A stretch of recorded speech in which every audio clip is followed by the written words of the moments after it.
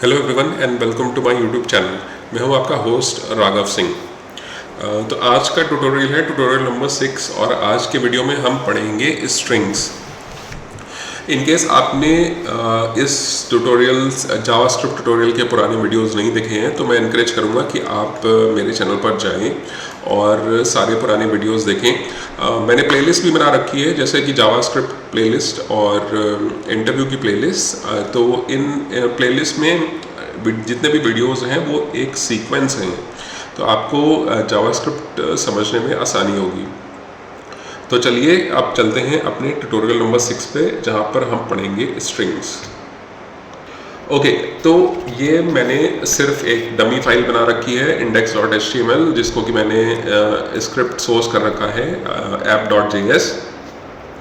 और यहाँ पर बस ये कुछ डमी टेक्स्ट लिखा हुआ है। ये मैंने इस वजह से लिख रखा है क्योंकि आज हम पढ़ेंगे स्ट्रिंग्स, तो हमें बहुत सारी टेस्टिंग करनी होगी और आपको एग्जांपल्स दिखाने होंगे। तो जिस वजह से मैंने ये डमी टेक्स्ट यहाँ पर लिख रखा है। और at the same time file structure सिर्फ ये है कि यहाँ पर मैंने एक टेस्ट फोल्डर क्रिएट कर रखा है। रीज़न बीइंग कि मैं टेस्टिंग में बिलीव करता हूँ कि अगर आप कोई चीज़ बार बार एक्सपेरिमेंट करके देख रहे हैं तो उस चीज़ को आपको समझने में थोड़ी आसानी होगी कंपेयर टू अगर सिर्फ आप देख रहे हैं। तो rather try and break the system, उससे आपको ये समझने में आसानी होगी कि सिस्टम काम कैसे करता है। तो चलिए एनी हाउ चलते हैं आज के टॉपिक पर, जो कि है स्ट्रिंग। तो जो सबसे पहली इंपॉर्टेंट चीज़ है कि हम स्ट्रिंग्स को 3 तरीके से लिख सकते हैं जावास्क्रिप्ट में। तो for example let name is equal to double quote. Double quote के साथ भी लिखा जाता है। मैं इसको थोड़ा सा नीचे कर देता हूँ और इसको मैं बड़ा कर देता हूँ ताकि आपको देखने में आसानी हो। तो डबल कोट के साथ भी लिखा जा सकता है। इसी चीज़ को अगर आप लिखना चाहें, मैं 2 कॉपीज़ और बना देता हूँ। इसको हमें नेम 1 करना पड़ेगा, ऑब्वियसली वेरिएबल डिफरेंट होना चाहिए, और नेम 2। तो फॉर एग्जांपल आप कर दो ABC और इसको कर दो XYZ, just as an example. तो दूसरी तरीके से जो हम जावास्क्रिप्ट में स्ट्रिंग्स को डिक्लेयर कर सकते हैं वो है सिंगल कोट। अगर आप इसको हटा दीजिए और ये सिंगल कोट लगा दीजिए तो आप इस तरीके से भी डिक्लेयर कर सकते हैं। और जो तीसरा तरीका है जावास्क्रिप्ट में डिक्लेयर करने का, जो मेरा पर्सनल फेवरेट है, अगेन ये सबकी अपनी अपनी चॉइस है, ये होता है बैक टिक या बैक कोड, जो भी आप कह लीजिए। जो डिजिट 1 होता है आपकी कीबोर्ड में, उससे जो लेफ्ट साइड में जो बटन है, अगर आप उसको दबाएंगे तो ये बैक कोड्स जो लग करके आएंगे। ये भी एक वैलिड वे है जावास्क्रिप्ट में स्क्रिप्ट्स को डिक्लेयर करने का। अब ये मेरा फेवरेट क्यों है ये मैं इस वीडियो में बताऊंगा, क्योंकि कारण ये है कि आप इसमें strings eight the same time जो आपकी न्यूमेरिक वैल्यूज़ हैं उसको बहुत ही ईजिली कंबाइन और कर सकते हैं। Eight the same time multi line comments लिखना भी इसमें बहुत इजी रहता है। तो दैट इज़ द रीज़न कि ये मेरा पर्सनल फेवरेट है। अगेन ये एंटायरली आपकी चॉइस है। तीनों ही फॉर्म्स बिल्कुल वैलिड हैं, आप किसी भी फॉर्म में लिख सकते हैं। ये एंटायरली आपकी पर्सनल चॉइस है कि आप किसको प्रेफर करें। तो एनी हाउ अब स्ट्रिंग्स में आगे बढ़ते हुए, और एक जो इम्पॉर्टेंट चीज़ है जो कि हम आगे चल के प्रोजेक्ट्स में यूज़ करेंगे, जब हम प्रोजेक्ट करेंगे, जैसे फॉर एग्जांपल अगर आपको किसी स्ट्रिंग की लेंथ जाननी है तो फॉर एग्जांपल आप कर सकते हो text is equal to ABCDEF, जो भी जितनी भी लेंथ हो, डजेंट मैटर। और अगर आप कह दोगे टेक्स्ट डॉट लेंथ, और इसका अगर जो आप आउटपुट ले लोगे तो दिस विल, ये आपको देगा रिजल्ट कि इस स्ट्रिंग की लेंथ कितनी है। इवन दो अभी हम इस चीज़ को यूज़ नहीं करेंगे, इसको हम आगे चल के जब हम प्रोजेक्ट्स या कोई पर्टिकुलर एप्लीकेशन आएगी तब मैं यूज़ करूँगा। लेकिन जस्ट इन केस मैं इस चीज़ को क्लियर आउट करना चाहता हूँ, क्योंकि स्ट्रिंग ये काफ़ी ईजी और स्ट्रेट फॉरवर्ड टॉपिक है। तो जो बेसिक चीज़ें हैं मैं चाहता हूँ कि मैं उसको कवर करके चलूँ। तो आई होप ये आपको समझ में आ गया होगा। टेक्स्ट का मतलब यहाँ पर जो हमने वेरिएबल डिक्लेयर किया है टेक्स्ट, और एक्चुअली इन फैक्ट आपको यहाँ पर अगर आपने स्ट्रिंग को मेक श्योर कि अगर आपको चेंज नहीं करना है तो आप इसको लेट की जगह आपको कॉन्स्ट डिक्लेयर करना चाहिए। कॉन्स्ट आपने पढ़ा है कि जिसका मतलब होता है कांस्टेंट, इसका मतलब है कि इसकी वैल्यू चेंज नहीं होनी है। अगर इसकी वैल्यू चेंज होनी है स्ट्रिंग की तो आप इसकी वैल्यू लेट ही रखें। तो चलिए अब चलते हैं अपने नेक्स्ट टॉपिक पर, जिसको कि कहते हैं कि कंपैरिजन। जैसे कि हम जब नंबर्स का कंपैरिजन करते हैं तो हमें ये पता है कि 2 is less than 4 for example, और at the same time strings का भी कंपैरिजन होता है। तो जो स्टूडेंट्स यहाँ पर सी से आ रहे हैं, जो सी लैंग्वेज से आ रहे हैं, वो नॉर्मली जब आप स्ट्रिंग को कंपेयर करते होंगे तो आपको लिखना पड़ता होगा, जैसे for example strcmp, if I am not mistaken. String compare करने का यही है तरीका सी में। लेकिन JavaScript is a very user friendly language, लेकिन जावास्क्रिप्ट में इस चीज़ को काफ़ी इजी बना दिया गया है। तो जिसमें कि अंडरस्टैंडेबली, जैसे कि आपको पता है कि हाँ 2, उसके बाद आता है 3, उसके बाद आता है 4। Eight the same time JavaScript ने इस चीज़ को बना दिया गया है कि सबसे बड़ा है A, उससे बड़ा है, उससे छोटा है B, उससे छोटा है C, एंड सो फोर्थ। तो जैसे कि आप 2, 3, 4, 2 छोटा है, फिर 3 है, फिर 4 है। एट द सेम टाइम क्योंकि A सबसे पहला कैरेक्टर है तो वो सबसे बड़ा है, और B बड़ा है, उसके बाद C है, so on and so fourth. तो जब आप अगर फॉर एग्जांपल सिस्टम में रिटर्न कर रहे हैं, चेक कर रहे हैं, सिस्टम में चेक कर रहे हैं is A greater than B, तो इसका रिजल्ट आपको आएगा ट्रू। ये कंसोल में आप चेक करके देख लीजिए, गूगल क्रोम में कंसोल पर जा करके एक छोटा सा टेस्ट करिए और देख लीजिए कि इसका रिजल्ट आपको मिलेगा ट्रू। तो जब आप स्ट्रिंग्स कंपेयर कर रहे हैं तो आप स्ट्रिंग्स को डायरेक्टली कंपेयर कर सकते हैं, रादर देन जैसे मैंने बताया था, जो स्टूडेंट्स सी से आ रहे हैं तो आपको ये स्ट्रिंग कंपेयर यूज़ करने की ज़रूरत पड़ती है, बट जावास्क्रिप्ट में ऐसी कोई भी ज़रूरत नहीं है। तो एनी हाउ अब हम चलते हैं, जब हम स्ट्रिंग्स और नंबर को हम एक ही साथ यूज़ करेंगे तो उसके लिए आपको केयरफुल होना पड़ेगा। इसका मैं आपको एक छोटा सा एग्जांपल दिखा दूं। स्ट्रिंग्स एंड नंबर्स जब हम एक ही साथ यूज़ करेंगे तो जैसे for example let number is equal to 10। अब हमने कर दिया लेट टेक्स्ट को, जैसे फॉर एग्जांपल हम कोई स्ट्रिंग करते हैं और उसको हम करते हैं 1 minute, taking a step back.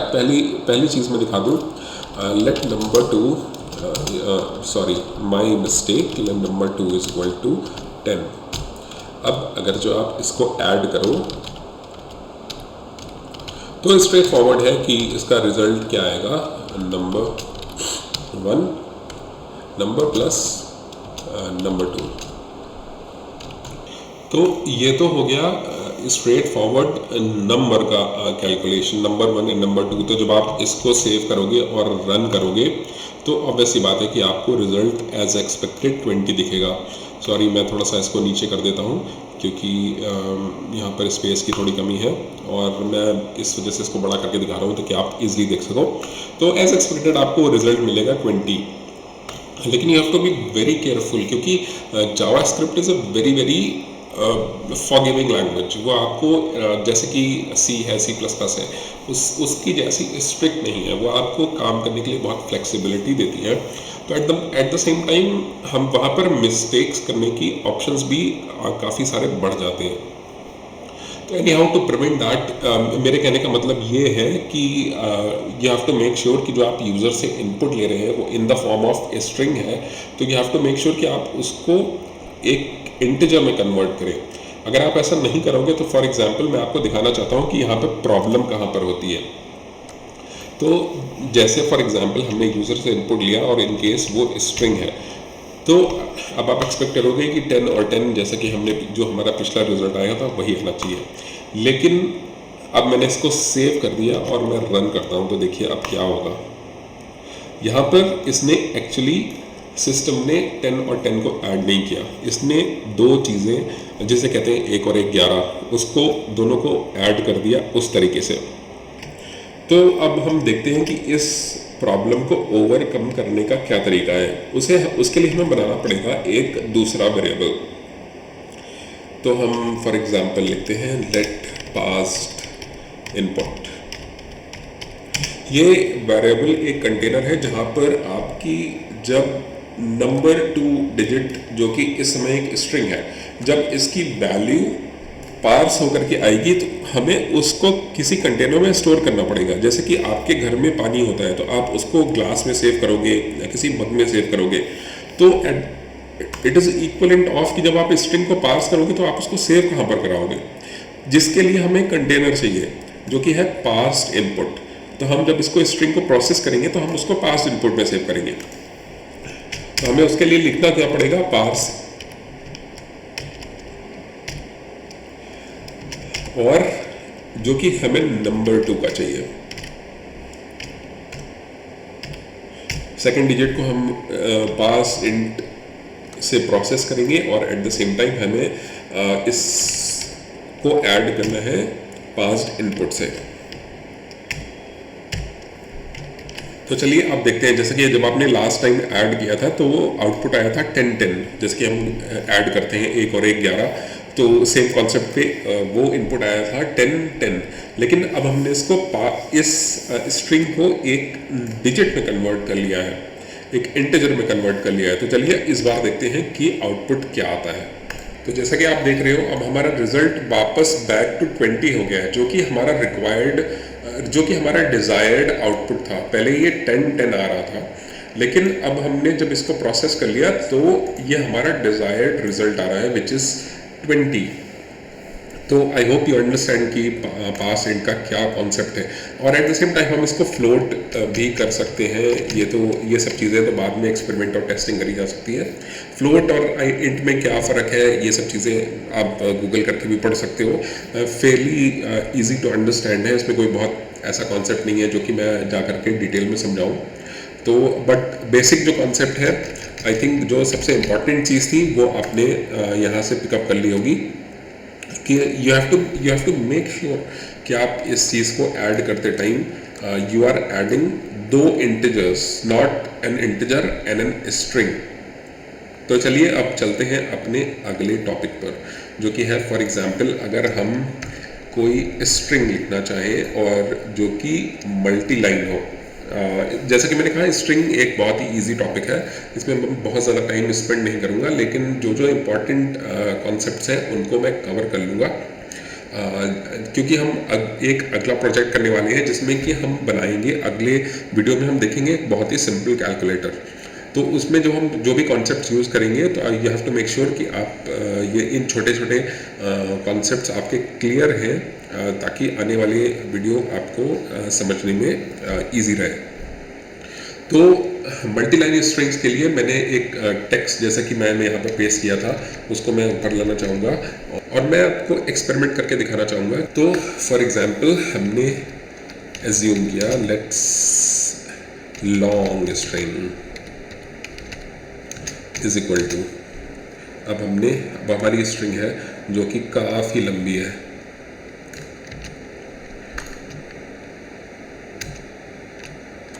इसको आप डबल कोट में कर सकते हो। तो ये देखिए यहाँ पर हमने डबल कोट लगा दिया और हम अपनी स्ट्रिंग का आउटपुट भी ले लेते हैं, ताकि एट द सेम टाइम आपको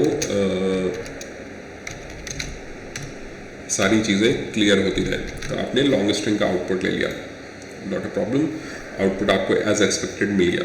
तो लेकिन द थिंग इज़ कि आप इस चीज़ को रीडेबिलिटी में थोड़ी सी प्रॉब्लम हो जाती है। तो फॉर एग्जांपल आपके पास थोड़े से ऑप्शंस हैं, क्योंकि प्रोग्रामिंग जब करी जाती है you have to make sure कि जो आप लिख रहे हो वो दूसरे डेवलपर को भी समझ में आए।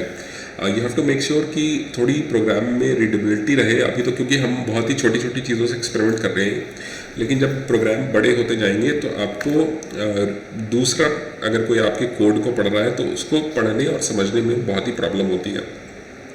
तो you have to make sure कि जो स्ट्रक्चर है आपके प्रोग्राम का, जो the way you write it is very easy to understand. तो इस मल्टी लाइन फॉर्मेट को हम कैसे रीडेबल बना सकते हैं, जैसे फॉर एग्जांपल उसका एक सिंपल तरीका है कि आप यहाँ पर आओ और फॉर एग्जांपल आप यहाँ पर इस चीज़ को मल्टीलाइन कर सकते हैं just like this. Just in case, ये तो आपके ऊपर है कि आप किस सिनारियो में यूज़ करना चाहते हैं, कि ये तो एंटायरली आपके ऊपर है, लेकिन मैं आपको सिर्फ एग्जाम्पल देके बता रहा हूँ ताकि आपको जब आप किसी ऐसी सिचुएशन में आए या कोई आप ऐसा प्रोग्राम देखें तो आपको एक क्लियर अंडरस्टैंडिंग हो कि मैं किस रेफरेंस में बात कर रहा था। तो जैसा कि आप देख रहे हो, इस कमेंट को आप रीडेबल बना सकते हैं इस फॉर्म में। जैसे कि आपको लिखना हो तो आपको बस उसको, आई थिंक मैं इतना ही करूँगा क्योंकि बॉटम लाइन इज़ कि आपको अंडरस्टैंडिंग होनी चाहिए। तो स्ट्रिंग को कंप्लीट करने की ज़रूरत नहीं है, बस आपको एक समझाने के लिए मैं ये दिखा रहा हूँ। तो इस चीज़ को अगर आप स्पेस देना चाहें,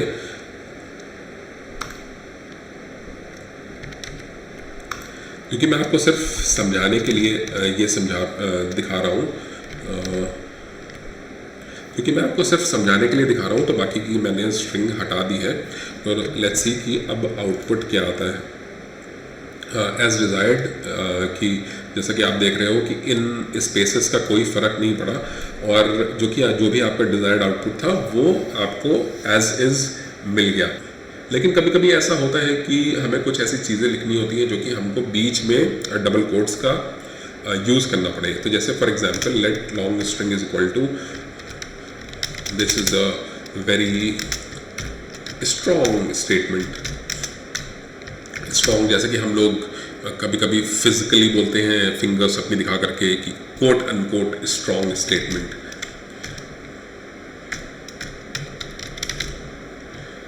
तो अब देखिए यहाँ पर क्या हुआ, यहाँ पर क्या प्रॉब्लम हुई। यहाँ पर सिस्टम ने क्या इसको रिकॉग्नाइज किया, जैसे कि आपने जो अपनी फिंगर से आप कोट अनकोट जो जेस्चर दिखाते हो, बट जावास्क्रिप्ट ने इसको कैसे इंटरप्रेट किया कि यहाँ पर आपका आफ्टर स्ट्रॉन्ग के जस्ट पहले ये स्टेटमेंट खत्म हो चुका है। दिस इज अ वेरी, बस यहीं तक इस स्ट्रिंग को लिया गया है। इसके बाद स्ट्रॉन्ग को स्टेटमेंट में यूज़ नहीं किया गया है। तो अगर फॉर एग्जांपल अगर आप इसको सेव करके और रन करके देखो तो देखो क्या एरर आएगी। एज एक्सपेक्टेड ये एक प्रॉब्लम है, अनएक्सपेक्टेड आइडेंटिफायर। अब इस प्रॉब्लम को हम कैसे सॉल्व करेंगे, इसको सॉल्व करने का एक बहुत ही इजी तरीका है। आप इसको यहाँ पर एक बैकस्लैश लगा दीजिए और एट द सेम टाइम यहाँ पर एक बैकस्लैश लगा दीजिए और इसको सेव कर दीजिए। और अब देखिए this is a very strong statement. अगर आपको कोड्स यूज़ करने हैं विद इन स्टेटमेंट तो जैसे this is a very strong statement या इट्स ओके, जब कभी हम कहते हैं तो उसको फॉर एग्जांपल हम ऐसे लिखते हैं इट्स ओके। लेकिन जब ये चीज़ आप स्ट्रिंग में करोगे तो आपको एक एरर मिलेगी। तो उसका इजी सोल्यूशन है, आप एक बैकस्लैश यूज़ कर सकते हैं जिसकी मदद से आपको आपका डिज़ायर्ड आउटपुट मिल गया कि this is a very strong statement. I hope ये चीज़ आपको क्लियर हो चुकी होगी। और बस अब मैं चलूँगा, इस वीडियो को बहुत ज़्यादा लंबा ना बनाते हुए मैं चलूँगा अपने आखिरी टॉपिक पर, जो कि मैंने आपको बताया था कि जो मेरा फेवरेट तरीका है स्ट्रिंग्स को डिक्लेयर करने का वो है बैक कोट्स, बैक टिक्स इनको बोलते हैं शायद, बट यू अंडरस्टैंड। ये जो डिजिट 1 है उसके लेफ्ट में जो बटन है उसकी मदद से ये बनाया जा सकता है। अब अगेन ये मेरा फेवरेट तरीका क्यों है, फॉर एग्जांपल अगर कोई काफ़ी लंबी स्ट्रिंग है जिसको कि आप यूज़ करना चाह रहे हो, एक्चुअली मैं इसका मदद नहीं लूँगा, रीज़न मीन अब मेरे को कुछ और ही आपको समझाना है। तो जैसे फॉर एग्जांपल आप रियल लाइफ में आप बोलना चाह रहे हो कि the price of item A was something and price of item B was something. तो अगर इस चीज़ को आपको ट्रेडिशनल मेथड से लिखना पड़े तो चलिए देखते हैं कि कैसे लिखते हैं। Late price 1 which is price, item 1 की प्राइस है वो let's say for example 10 rupees थी, और let price 2 is equal to, let's say item की प्राइस थी 20 रुपीज़। तो अगर आप इस चीज़ को प्रिंट आउट करना चाह रहे हो तो जैसे फॉर एग्जांपल आपको यहाँ पर काफ़ी कम्बरसम तरीके से, अगेन ये पर्सनल चॉइस है। अगर आपको ट्रेडिशनल मेथड से अच्छा लगता है तो it is entirely up to you, लेकिन मैं जस्ट प्रोग्रामिंग के टाइम अपनी लाइफ इजी बनाने के लिए मैं इस तरीके का यूज़ करता हूँ। तो पहले तो हम ट्रेडिशनल मेथड देख लेते हैं, फिर मैं बताऊँगा कि जो बैक टिक्स का जो तरीका है उसको कैसे लिखा जाता है। तो जैसे फॉर एग्जांपल आप लिखना चाहो कि द प्राइस फॉर आइटम 1